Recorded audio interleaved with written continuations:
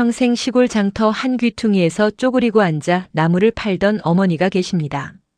손마디는 퉁퉁 붓고 허리는 반쯤 굽어 있고 장날마다 새벽 4시에 일어나 나무를 다듬던 어머니. 사위는 그 어머니가 싸온 들기름 반찬을 냄새난다며 쓰레기통에 버렸고, 시어머니는 친정이 꼴랑저러니 배운 게 없다며 며느리를 종년 부리듯 했습니다.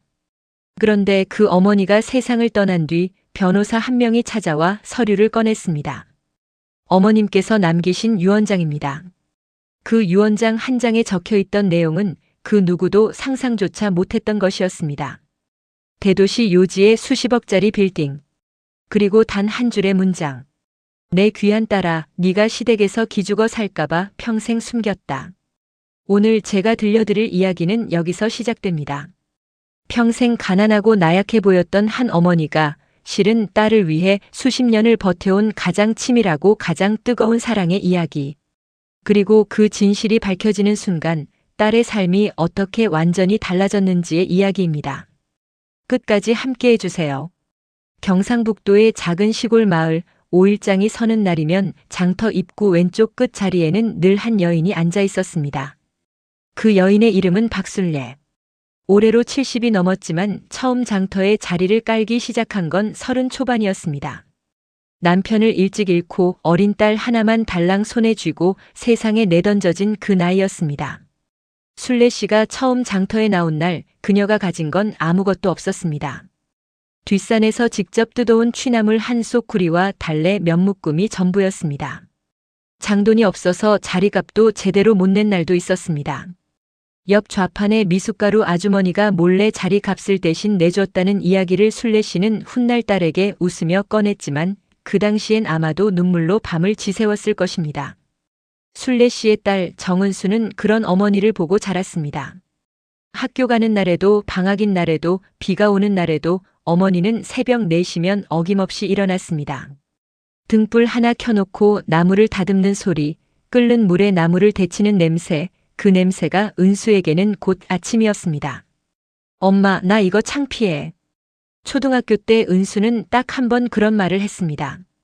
반 친구가 장터에서 어머니를 보고 제 엄마 나물 장수래라고 수군거렸던 날이었습니다. 순례 씨는 아무 말 없이 딸의 머리를 쓰다듬었습니다. 창피하지. 그래, 맞아. 근데 있잖아, 은수야. 엄마가 이 나물 팔아서 너 학원 보내고 너 책 사주고 너 예쁜 옷 사줄 거야. 언젠가는 내가 이 냄새가 그리울 날이 올 거야. 그때까지 엄마 좀 참아줘. 은수는 그날 울었습니다. 어머니 앞에서가 아니라 혼자 이불을 뒤집어 쓰고. 세월이 흘렀습니다. 은수는 공부를 잘했습니다. 어머니가 새벽마다 나물 팔아 모은 돈이 딸의 교재와 학원비가 되었고 은수는 그 무게를 알았기에 허투루 쓰지 않았습니다.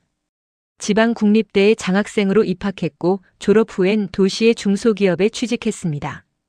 어머니는 그날을 세상에서 가장 기쁜 날이라 했습니다. 그리고 은수는 직장에서 남자를 만났습니다. 이진혁. 도시 토박이의 번듯한 집안에 그럴듯한 외모를 가진 남자였습니다. 부모님은 중소기업 대표였고 아파트 2채를 가진 안정적인 집안이었습니다. 은수에게 진혁은 처음엔 그저 평범한 직장 동료였지만 진혁의 적극적인 구애에 마음이 흔들렸습니다. 문제는 맞선 자리였습니다. 진혁의 어머니 최임순 씨가 처음 은수의 어머니를 만났을 때 그녀의 눈빛이 단번에 굳었다는 걸 은수는 보았습니다. 순례 씨는 그날을 위해 시장에서 제일 좋다는 옷을 새로 장만했지만 도시 사람의 눈에 그 옷은 역력히 촌스러워 보였습니다. 말투도 손도 앉은 자세도. 임순 씨의 날카로운 시선이 순례 씨를 처음부터 끝까지 훑었습니다. 아이고, 어머님이 많이 고생하셨겠네요. 임순 씨가 웃으며 한 말은 그것뿐이었지만 그 말 안에 담긴 뜻을 은수는 정확히 알아들었습니다.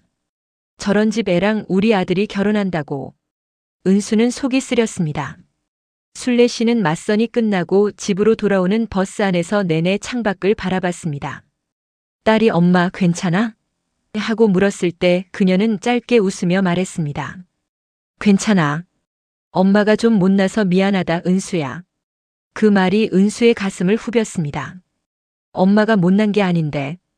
그런데도 이 상황에서 엄마가 미안하다고 해야 한다는 게 은수는 그날 진혁과 헤어질까 생각도 했습니다. 하지만 진혁은 달랐습니다. 적어도 그때까지는 달라 보였습니다. 은수야, 나는 네가 좋아. 네 집안이 어떻든 상관없어. 우리 엄마가 좀 까다롭긴 한데 결혼하고 나면 다 괜찮아질 거야. 진혁의 말을 믿었습니다. 은수는 결국 결혼을 결심했습니다. 결혼식 날 순례 씨는 딸의 면사포를 고쳐주며 속삭였습니다. 잘 살아라, 내 새끼야. 어디 가서도 절대 기죽지 마. 엄마가 볼 때도 안 볼 때도. 그 말의 진짜 의미를 은수가 깨닫게 되는 건 훨씬 나중의 일이었습니다. 결혼 생활이 시작되었습니다. 처음 1년은 나쁘지 않았습니다. 진혁은 나름대로 다정했고 주말이면 드라이브도 가고 외식도 가끔 했습니다. 하지만 시어머니 임순 씨의 날은 처음부터 달랐습니다. 명절 첫날부터였습니다. 은수가 전을 부치고 있을 때 임순 씨가 부엌에 들어와 말했습니다. 은수야, 전은 뒤집을 때 이렇게 하는 거야. 친정에서 이런 거 제대로 안 배웠니? 어머니가 장사하느라 바쁘셨겠지. 웃음을 띠며 한 말이었지만 칼날이 들어있었습니다. 친정이 장사하는 집이라 제대로 된 교육을 못 받았다는 말이었습니다. 은수는 아무 말도 하지 않고 고개를 숙였습니다. 명절마다 이런 일이 반복됐습니다. 은수, 넌 음식이 왜 이렇게 자극적이니? 시골 입맛이 들어서 그런가? 은수야, 인사성이 좀 밝아야 해. 도시 사람들은 그런 거 눈여겨봐. 우리 진혁이가 처가에 자주 가고 싶겠어? 거기 가봤자 뭐가 있다고. 하나하나는 작은 말이었습니다. 하지만 그 말들이 쌓이고 또 쌓이면 어떻게 되는지 은수는 몸으로 배웠습니다. 어느 순간부터 은수는 자신도 모르게 어깨를 움츠리기 시작했고 목소리가 작아지기 시작했고 무언가를 말하려다가 삼키는 일이 많아졌습니다. 진혁도 마찬가지였습니다. 결혼 초에는 엄마가 심하다, 내가 말할게라고 했던 남편이 어느 순간부터 어머니 편을 들기 시작했습니다. 아니, 어머니 편을 드는 게 아니라 그냥 어머니의 말이 맞다고 여기기 시작한 것 같았습니다. 은수야, 솔직히 명절 때 좀 더 살뜰하게 챙기면 안 돼? 엄마가 서운해 하시잖아. 처가에 뭐 자주 가야 해? 거기 가봐야 뭐 있어? 그 말이 나왔을 때 은수는 숨이 막혔습니다. 처가에 뭐가 없다고. 엄마가 있는데. 평생 딸 하나 보고 산 엄마가 있는데. 하지만 은수는 참았습니다. 당신이 늘 그랬듯이. 순례 씨가 평생 가르쳐준 대로 참고 버티면 언젠간 좋아지겠지 라는 생각으로. 결혼한 지 3년이 지났을 무렵 사건이 하나 있었습니다. 명절이 지나고 일주일쯤 됐을 때였습니다. 순례 씨가 사위 집에 들렀습니다. 평소엔 거의 오지 않았습니다. 진혁이 불편해하는 걸 알고 은수도 눈치를 보며 엄마 그냥 내가 갈게 하는 경우가 많았거든요. 그런데 그날은 순례 씨가 직접 왔습니다. 손에 들고 온 건 묵직한 보자기 하나였습니다. 직접 짜낸 참기름과 들기름, 된장, 고추장, 시래기 무침, 취나물 볶음, 가지나물, 도라지 무침. 장터에서 파는 것들이 아니었습니다. 딸 집에 갖다 주려고 따로 정성스럽게 준비한 것들이었습니다. 은수는 반가운 마음으로 문을 열었고 순례 씨는 마루에 앉아 보자기를 조심스럽게 풀었습니다. 은수야, 이거 들기름은 오래 참깨로 짠 거야. 냄새 맡아봐, 고소하지? 이 된장은 작년에 담근 거고 이 나물들은 다 직접 뜯은 거야. 시댁에서도 좀 나눠드려. 은수는 코끝이 시큰해졌습니다. 어머니가 이걸 싸들고 오기 위해 새벽에 일어나 얼마나 오래 준비했을지를 알았으니까요. 그런데 그때 진혁이 들어왔습니다. 현관에서 보자기를 보더니 진혁이 인상을 찌푸렸습니다. 또 이런 거 가져왔어? 됐어, 이런 거 냄새 난다고. 순례 씨가 굳었습니다.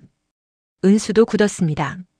진혁은 들기름 병을 집어 들더니 냄새를 맡고는 그냥 주방 쓰레기통 옆에 내려놓았습니다. 내려놓은 것도 아니었습니다. 쓰레기통에 기대어 세운 것이었는데 은수의 눈에는 그것이 버리는 행동처럼 보였습니다. 어머님, 저희 이런 거 잘 안 먹어요. 다음엔 그냥 오세요. 말투는 나쁘지 않았습니다. 하지만 내용은 칼이었습니다. 순례 씨는 아무 말도 하지 않았습니다. 그저 보자기를 다시 천천히 챙겼습니다. 이미 꺼낸 반찬들을 하나하나 다시 담으면서 그 손이 약간 떨리는 것 같았지만 은수는 확신할 수 없었습니다. 보려고 하면 어머니가 고개를 돌렸으니까요.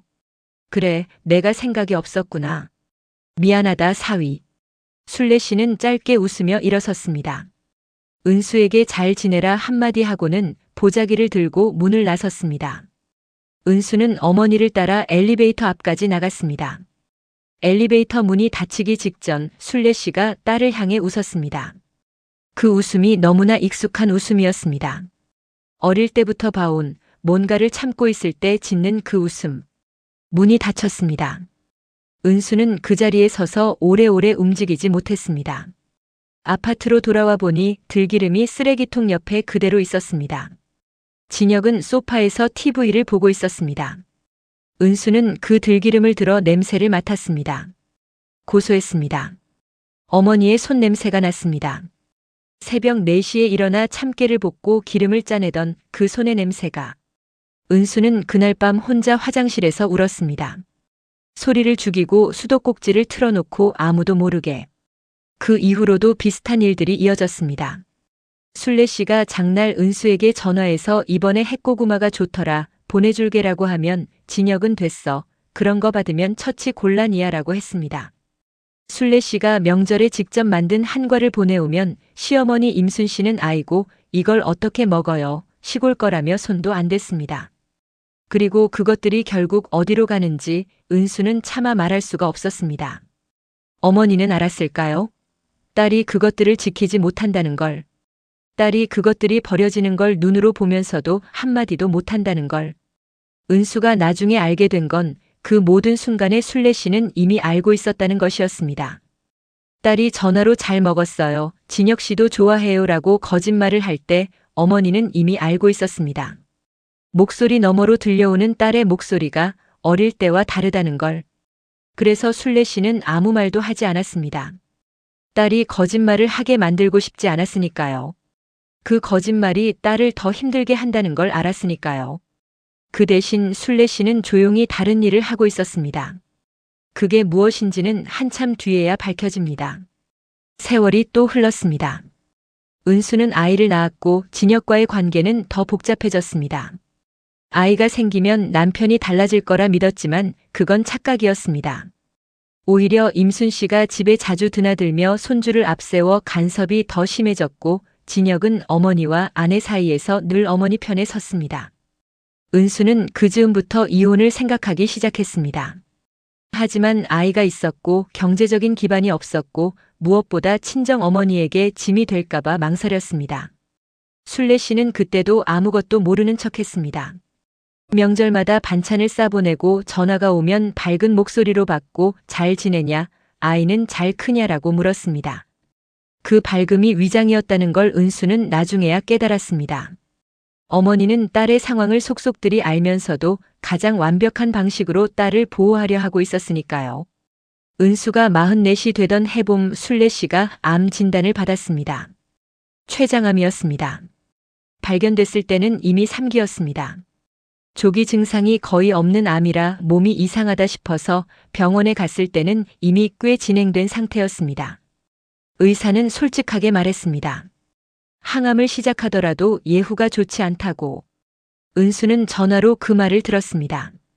회사 화장실 칸 안에서 변기 뚜껑을 닫고 그 위에 걸터 앉은 채로 전화기를 꽉 쥐고 있었습니다.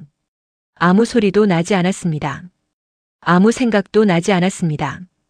그냥 멍하니 타일 벽만 보고 있었습니다. 잠시 후 은수는 진혁에게 전화했습니다. 엄마가 췌장암이래. 3기래. 진혁은 잠시 침묵하다가 말했습니다. 일단 치료받아야겠네. 얼마나 걸리려나? 얼마나 걸리려나? 돌아가시는데 얼마나 걸리냐는 말처럼도 들렸습니다. 은수는 아무 말도 못하고 전화를 끊었습니다. 항암 치료가 시작됐습니다. 순례 씨는 그 나이에 그 몸으로 항암을 버텼습니다.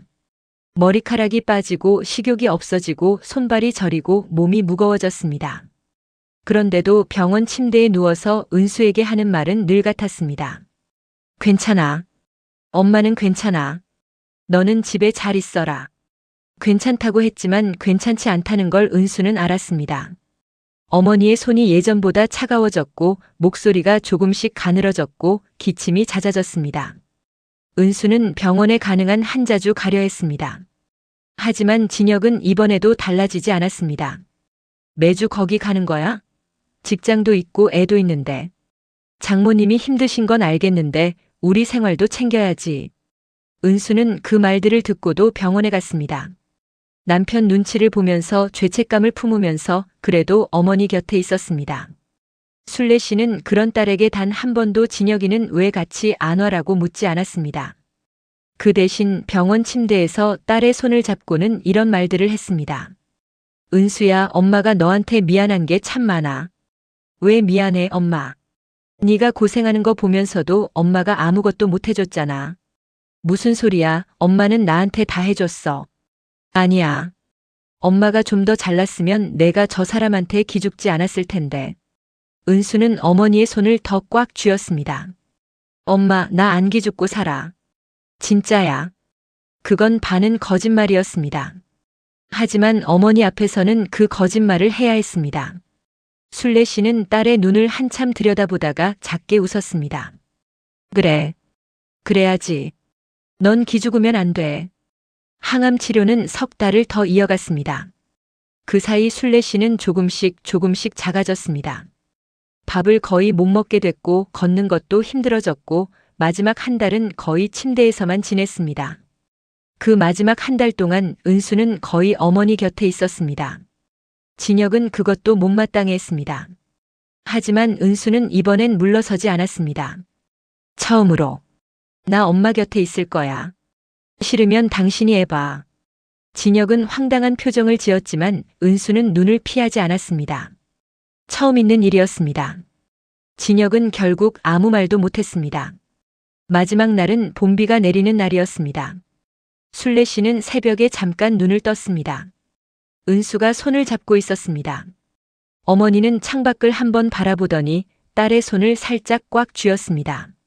그리고 다시 눈을 감았습니다. 그게 마지막이었습니다. 장례식장은 조용했습니다. 순례 씨가 평생 살아온 곳이 작은 시골 마을이라 조문객이 많지 않았습니다. 5일장 장터 상인들이 몇 명 왔고 어릴 적 이웃들이 왔고 그리고 은수의 몇 안 되는 친구들이 왔습니다. 진혁과 임순 씨는 첫날 몇 시간만 자리를 지키다 갔습니다. 바쁜 게 있어서. 진혁이 한 말이었습니다. 임순 씨는 수고해요라는 말 한마디를 남기고 먼저 나갔습니다. 은수는 그 뒷모습을 보면서 아무 말도 하지 않았습니다. 딱히 서운하지도 않았습니다. 이미 예상한 일이었으니까요. 장례를 마치고 어머니를 보내드리고 은수는 텅 빈 집으로 돌아왔습니다. 어머니의 냄새가 아직 남아있는 집, 장터에서 들고 온 물건들이 아직 그대로 있는 집. 은수는 그 집 마루에 앉아 오래도록 아무것도 하지 못했습니다. 어머니가 없다는 게 실감이 나지 않았습니다. 아직도 새벽에 전화가 올 것 같았습니다. 은수야, 엄마야 하고 시작하는 그 전화가. 그리고 사흘 뒤 낯선 전화 한 통이 걸려왔습니다. 안녕하세요. 정은수 씨 맞으시죠? 저는 법무법인 소속 변호사 강민준이라고 합니다. 어머님 박순례 씨의 의뢰로 연락을 드리게 됐습니다. 은수는 처음엔 무슨 말인지 이해하지 못했습니다. 어머니가 변호사에게 의뢰를 했다고. 어머님께서 생전에 유언공증을 남기셨습니다. 직접 만나서 말씀드리고 싶습니다. 은수는 다음날 법무법인 사무실로 갔습니다. 강 변호사는 은수를 조용한 상담실로 안내했습니다. 테이블 위에 서류 묶음이 놓여 있었습니다. 변호사가 천천히 말을 꺼냈습니다. 어머님께서는 은수 씨를 만나기 약 2년 전부터 저희 사무소와 일을 진행해 오셨습니다. 2년 전. 그러니까 암 진단이 나기 전부터였습니다. 어머님께서 보유하신 자산 내역을 먼저 말씀드리겠습니다. 변호사가 서류를 한 장 내밀었습니다. 은수는 그 서류를 들여다봤습니다. 그리고 눈이 멈췄습니다. 부동산 목록이었습니다. 자산 목록이 적혀 있었습니다. 은수는 그 숫자들을 처음엔 이해하지 못했습니다. 자릿수를 잘못 본 줄 알았습니다. 눈을 비비고 다시 봤습니다. 15억, 23억, 8억. 서울 도심 인근 상가 건물, 수도권 인근 토지, 금융 자산, 합산 금액이 적혀 있었습니다. 50억을 넘는 숫자였습니다. 은수는 말을 잃었습니다. 이게 무슨... 변호사가 조용히 설명했습니다. 어머님께서는 젊었을 적 외할아버지로부터 시골 땅을 물려받으셨습니다. 그 당시엔 작은 땅이었지만 오랜 세월 동안 조용히 관리하시면서 일부를 매각하고 일부는 재투자하셨습니다. 장터에서 버신 돈도 한 푼도 허투루 쓰지 않으셨고요. 처음 도시 부동산에 투자하신 게 약 20여 년 전입니다. 그때는 작은 금액이었는데 그게 지금 이렇게 됐습니다. 20여 년 전, 은수가 대학에 들어갈 무렵이었습니다. 왜 이걸 저한테 말 안 하셨어요? 변호사가 서류를 하나 더 꺼냈습니다. 봉투였습니다. 봉투 겉면에 손글씨가 적혀 있었습니다. 내 귀한 딸 은수에게 어머님이 직접 쓰신 편지입니다. 드리라고 하셨습니다. 은수는 봉투를 손에 들었습니다. 손이 떨렸습니다. 천천히 봉투를 열었습니다. 편지지가 2장이었습니다. 어머니의 필체가 또렷하게 적혀 있었습니다. 장터에서 장부를 쓰던 그 굵고 힘있는 글씨로 은수야, 엄마가 이 편지를 쓸 때 아마 너는 이미 엄마가 없는 세상에 있겠구나. 생각하니까 손이 떨리네. 이 돈 이야기를 너한테 왜 평생 숨겼냐고 묻겠지. 솔직하게 말할게. 엄마가 무서웠어. 네 시댁이, 네 남편이, 네가 결혼한 날부터 엄마 눈에는 다 보였어. 임순 씨가 우리를 어떻게 보는지, 진혁이가 처가를 어떻게 여기는지. 엄마가 눈치가 없어 보여도 사람 속은 다 읽어. 장터에서 수십 년 사람 보고 살았거든. 만약 엄마가 돈이 있다는 게 알려지면 어떻게 됐을까? 진혁이 그 집이 얼마나 탐욕스러운 사람들인지 엄마는 알았어. 네 돈이 아니라 내 돈이라고 그 사람들이 가만히 있었겠니? 어떻게든 들어오려 했겠지. 그리고 너는 그걸 막지 못하는 상황에 있었을 테고. 그래서 숨겼어. 네가 힘들어도 엄마가 초라해 보여도 그게 결국 너를 지키는 길이라고 생각했어. 엄마가 나약하고 아무것도 모르는 시골 촌부인 줄 알았겠지. 맞아. 엄마는 많이 배우지 못했어. 그런데 딸 하나 지키는 방법은 알았어. 이 빌딩은 오롯이 네 것이야. 한 푼도 빠짐없이. 법적으로 완벽하게 해놨어. 엄마가 변호사 선생님한테 신신당부했어. 절대로 공유 재산이 되지 않게. 이제 당당하게 네 인생을 살아라. 엄마 생각 많이 하지 말고. 그냥 잘 먹고 잘 자고 웃고 살아라. 엄마는 내가 웃는 게 세상에서 제일 좋았거든. 엄마가. 은수는 편지를 다 읽지 못했습니다. 읽다가 손으로 입을 막았습니다. 눈에서 눈물이 쏟아졌습니다. 소리를 죽이려 했는데 억눌렀던 것들이 한꺼번에 터지는 것처럼 어깨가 들썩이기 시작했습니다. 장례식장에서도 흘리지 못했던 눈물이었습니다. 남편과 시어머니의 시선이 있어서 그리고 어머니의 마지막을 지켜야 한다는 생각에 꾹꾹 눌러두었던 그 눈물이 이 상담실에서 터져나왔습니다. 변호사는 아무 말 없이 휴지를 내밀고 조용히 기다렸습니다. 한참 뒤에야 은수는 눈물을 닦고 고개를 들었습니다. 어머니가 언제부터 이걸 계획하셨어요? 변호사가 말했습니다. 처음 저희 사무소를 찾아오신 게 2년 전이긴 한데 부동산 투자 자체는 훨씬 오래됐습니다. 어머님 말씀으로는 딸이 결혼한 직후부터 조금씩 다시 정리하기 시작하셨다고 했습니다. 결혼한 직후. 그러니까 진혁과 결혼하고 첫 명절에 임순 씨에게 상처를 받은 그 시절부터 어머니는 알고 있었습니다. 이 결혼이 어떤 방향으로 흘러갈지를, 딸이 그 집에서 얼마나 힘들게 살아갈지를. 그래서 준비했습니다. 말 한마디 없이 장터에 나가고 들어오면서 조용히 그리고 치밀하게. 은수는 다시 편지를 들여다봤습니다. 당당하게 네 인생을 살아라. 어머니의 마지막 말이었습니다. 며칠 뒤 진혁이 먼저 알았습니다.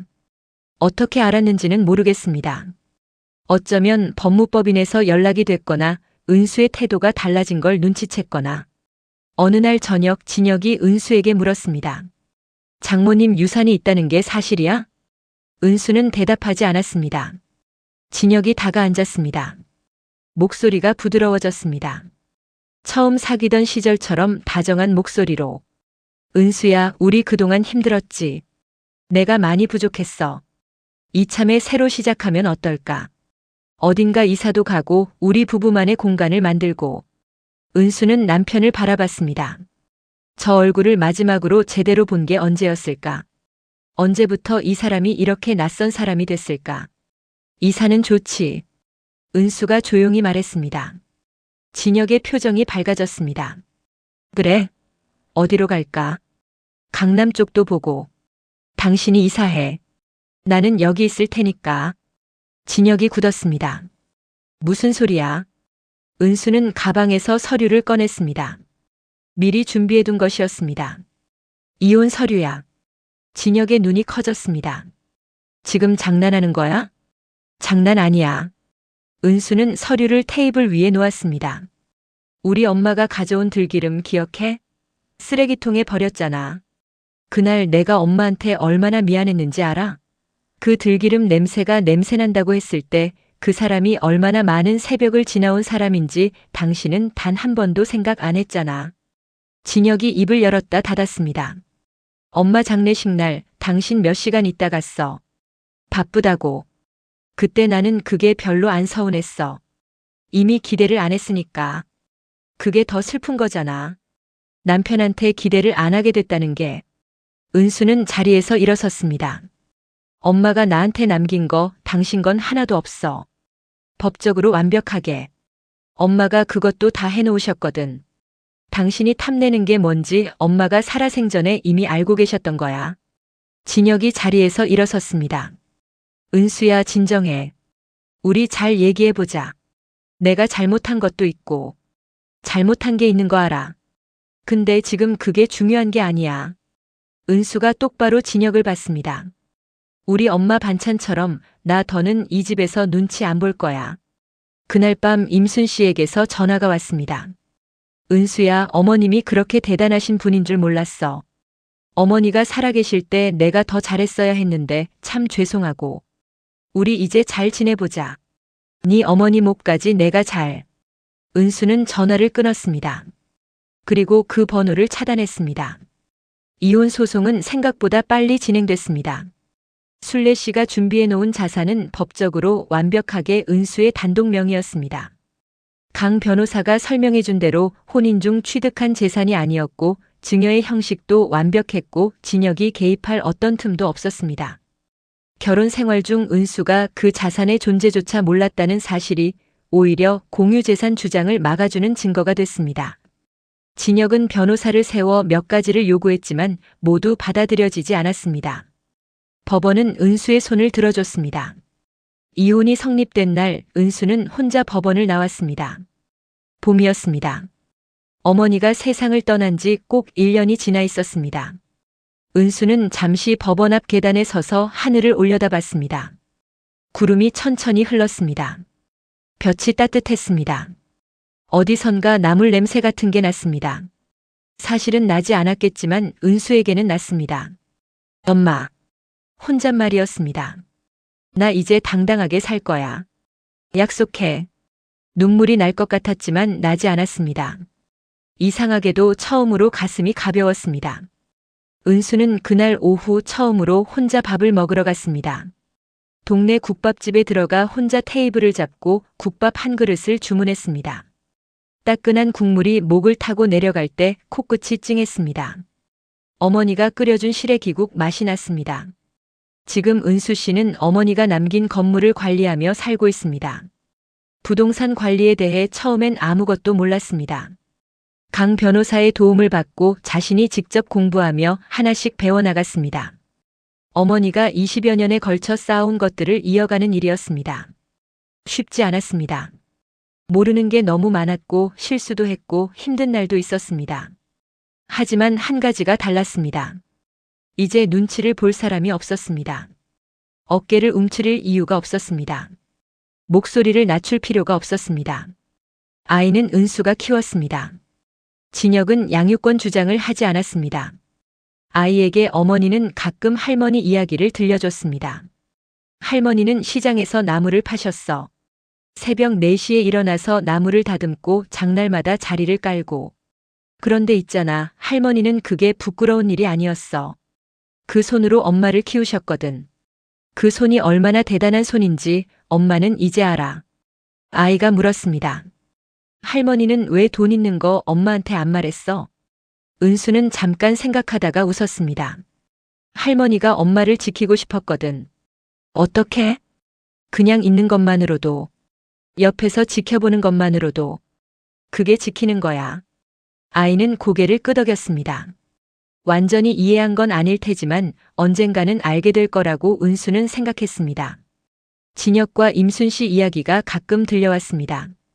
이혼 후 진혁은 꽤 오래 어머니와 티격태격했다고 합니다. 임순 씨는 아들이 은수를 놓친 것을, 정확히는 은수의 자산을 놓친 것을 탓했고, 진혁은 어머니 때문에 결혼 생활이 힘들었다며 맞섰습니다. 서로를 탓하다가 한동안 연락도 끊었다는 말도 들렸습니다. 은수는 그 이야기를 들으면서 특별히 통쾌하다거나 안 됐다거나 하는 감정이 없었습니다. 그냥 그들의 이야기였습니다. 자신의 이야기와는 이제 다른 챕터에 있는 사람들의. 매년 봄이 되면 은수는 어머니가 누워있는 곳에 찾아갑니다. 나무를 가져갑니다. 꽃이 아니라 나무를. 직접 뜯거나 시장에서 사온 취나물, 달래, 두릅. 어머니가 평생 팔았던 것들. 묘 앞에 조용히 앉아서 은수는 한참을 있습니다. 별말을 하지는 않습니다. 그냥 앉아있는 것만으로도 어머니가 옆에 있는 것 같습니다. 새벽 4시에 일어나서 나무를 다듬던 그 사람이 지금도 어딘가에서 딸을 지켜보고 있는 것 같습니다. 엄마, 나 잘 살고 있어. 그 말 한마디면 충분합니다. 봄바람이 불어옵니다. 나물 향이 나는 것 같습니다. 사실은 나지 않겠지만 은수에게는 납니다. 언제나. 여러분, 오늘 이야기 어떠셨나요? 나약해 보였던 한 어머니가 평생 딸을 위해 쌓아온 것들이 결국 딸의 삶을 완전히 바꿨습니다. 그 사랑이 화려하지 않았습니다. 들기름 냄새가 났고 새벽 4시에 나물 다듬는 소리가 났고 장터 한 귀퉁이에 쪼그리고 앉은 모습이었습니다. 하지만 그 안에 얼마나 깊은 것이 담겨 있었는지를 우리는 오늘 함께 보았습니다. 부모의 사랑이란 그런 것인지도 모릅니다. 화려하지 않고 큰 소리를 내지 않고 때로는 아무것도 없어 보이는 것처럼 위장한 채로 가장 깊은 곳에서 자식을 지키는 것. 오늘 이 이야기가 여러분께 조금이나마 따뜻한 위로가 되었으면 좋겠습니다. 아직 구독 안 하신 분들, 지금 이 순간이 딱 좋은 때입니다. 구독 버튼, 좋아요, 알림 설정까지 부탁드려요. 여러분의 응원이 이런 이야기를 계속 만들어가는 힘이 됩니다. 다음 영상에서 또 만나요. 감사합니다.